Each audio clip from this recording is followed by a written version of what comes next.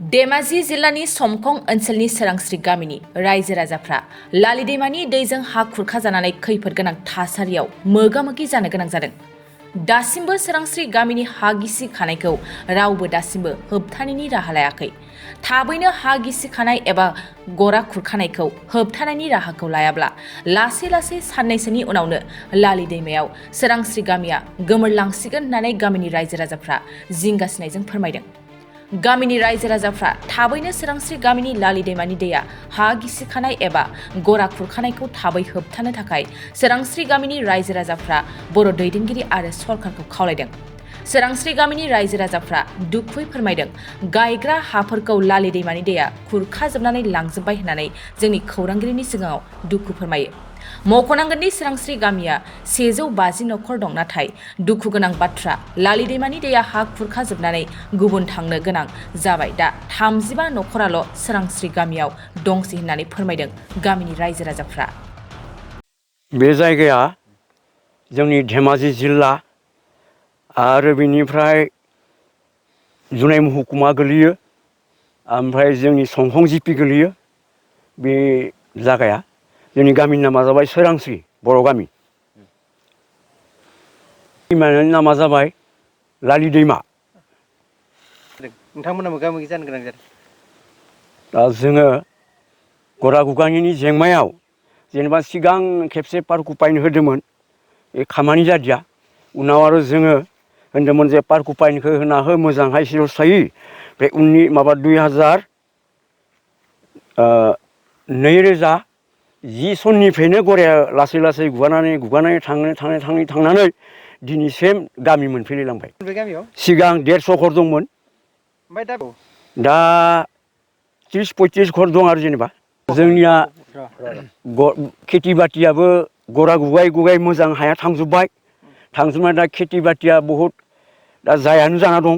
ओमफ्राय खेथि बाथि मोनैनि थाखायनो बहुद जादों। जों बुंबाय थादोंमोन गोदोनिफ्रायनो जे जोंनो गरा खनियाखौ माने पार्कखौ पाइन हक जि हक बे गरा फोजोबना होनांगौ होनना खावलायदों नोंथांमोना।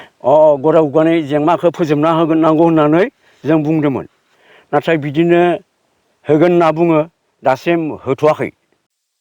बे लालि दैमा बे बोसोरावथ' 30 मारिसो खुरदों देग्लाय, आरो सेमोनबो बिदिनो बोसोरबेसे खुरै बर्थमान आधा हायानो थांबाय जोंना सोरांस्रि गामिया। आधानि बारा थांबाय। दा मेन आबाद फोथारानो माने जोंना दा थांना दंहैयो। दा आबाद मावनायाव जोंहा बहुद उसुबिदा जाना दं। आबाद मावनो हाया खम जाना दं।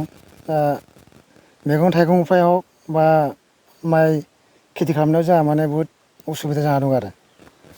बेखौ होबथानो थाखाय बेनि थाखायथ' दासिमहालागै सरकारा होबथानायनि राहा जेबो लानाय नुवाखै जों, आरो लायाखैबो। ओंखायनो जों सानो थाबैनो जुदि बे गरा खुरखानायनि बेब'स्था लायोबा मोजां, नङाबा लासैनो जुदि गामिया साननैसो उनावनो दैमायाव माने गोमोरलांगोन बेबादि माने जाना दं। जों सरकारखौनो खावलायो, थांनाय बोसोरावबो जोंनि जायगानिनो MLA बिथाङा नायफैदोंमोन। लोगोसे बिथांमोनजों जोंनिनो आफादनिबो मानसि फैदोंमोन आरो पन्सायत लेभेलनिफ्राय फैदोंमोन। लोगोसे बिदिनो गामिनि रायजो राजाखौ लानानै बिथाङा बुंलांदोंमोन जे खालमासि बिनि पार्कखौ माबा मोनसे खालामना होगोन होननानै बिथाङा होलांदोंमोन। खिन्थु देग्लाय बोसोरसे बारलांबाय, दासिमहालागै खा खबर जेबो गैया। बिथाङाथ' होनो होनना बुंखाथारदोंमोन, आरो सानसेखालिबो जों थांदोंमोन बिनि न'आवनो, बिथाङाबो बुंदोंमोन अब्लाबो जागोन र' होननानै। खिन्थु दिनैसिम खामानिखौ बिथांमोनहा मावनो हायाखै। ओंखायनो जों खावलायो जे दिनै सोरांस्रि गामियाल' नङा, सोरांस्रि गामि थांबाथाय आरो ओरैजाय बहुद गामि दं, लंबा, अबस्रा, सेङाजान, बे लासै थांखागोन आरो। ओंखायनो बे थाङै सिगाङाव जुदि बे गामिखौ जुदि बासायनोबा बे पार्कखौ जुदि जों गामिनि सिगाङावनो होयोबा खिन्थु बहुद दिन थागोन। आरो बेबायदि जों उदाहरन हिसाबै जों बुंनो हायो, जोंनि सेङाजान घाटआव बेबायदिनो होनानै दिनैसिम 10 बोसोरानो जाबाय खोमा, दिनैसिम खुरखायाखै, बासिना दं। ओंखायनो आं सानो मानसियाथ' जेबो गैया, सरकाराबो जेबो गैया, गोसो जानांगोन, नाजानाय थानांगोन, सेस्था खालामनांगोन, अब्लासो बे गामिया थागोन। आरो बे गामि थानायजों लोगोसे बाखि गामिया थालांगोन। अकल सोरांस्रि गामियाल' जे गरा खुरखाना थांगोन बे नङा, खाथि खालानि गामियावबो थांगोन। आरो बेहाय जोंहा दा गामियाव बहुद बिदिनो कारेन्टनिफ्राय लानानै स्कुल दं, जोंना गारजा दं, बायदिसिना बिदिनो सरकारनिफ्राय एसे एनै कमिउनिटि हल बायदिसिना लेट्रिनफोर फैदों बेफोर माने ओरैनो दैयाव थांनाय जागोन आरो बे अबस्था जाना दं दा जोंनि गामि बे समाव जोंथ' लुगैयो जे बिथांमोना जेनेबा सरखारजोंबा एसे एनैखौ खोथाखौथ' एसे सावरायबाय थाखायो नालाय बिथांमोनखौ बुंनानै जुदि बे खामानिखौ जुदि मावना होनो हायोबा जों सोरांस्रि गामिनि बे गरा खुरखानायखौ होबथानो थाखाय अब्ला जों गोजोननाय मोनगौमोन बा मोजां मोनगौमोन जों बेखौनो जोंनि दैदेनगिरि बिथांमोनखौ जों जोंनि सोरांस्रि गामिनि रायजो राजा जानानै गुरैयै खावलायनाय जायो जाहाथे थाबैनो जुदि एक्सनखौ लायोबा मोजां जागौमोन नङाबा लासै लासैनो सोरांस्रि गामिया माने दैमायाव माने गोमालांगोना एकदम निस्सय जाना दं आरो सेरफांगुरियाव बाजाज बाइक लानो गोसो गुदुं सुबुंफोरनि थाखाय गाहाम खौरां सेरफांगुरियाव थानाय पंका एन्टारप्राइज बाजाज शोरूमा फैगौ 25 सेप्तेम्बरनिफ्राय 29 सेप्तेम्बरसिम मेगा लन काम एक्सचेन्ज मेला खुंफुंगोन